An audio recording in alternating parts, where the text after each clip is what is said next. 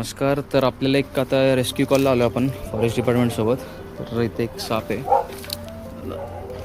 Red sand बोआ मांडूळ साप. त्याला आपण आता रेस्क्यू करू.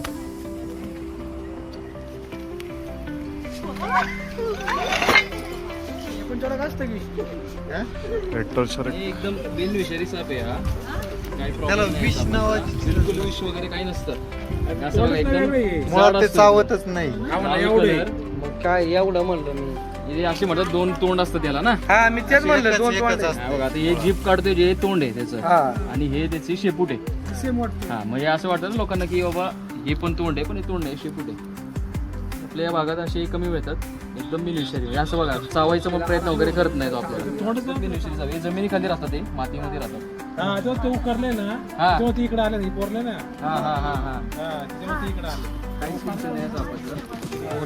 असं नाही, काय मी नाही. म्हणलं. हा, हा, हा. तोच आहे ना. इथं जीप काढतो, याला जीप नाही. म्हणजे इन शॉर्ट म्हणजे शेपूट आहे. एकच तोंड आहे त्याला, दुसरं तोंड त्याचीच नाही. विक्री होती का? हा याची करतात ना, बरेच तस्करी वगैरे बरेच करतात. अंधश्रद्धा बरंच या सापाबद्दल. हा ना. असं काही नाही, याला एकच तोंड असतं, बाकी सापांसारखं एक शेपूट असतं. जमिनीखाली राहतो असं झाड शेपूट. निशिबाने घातला आपल्या भागात नसते घातला. एवढं नाही दिसत तो.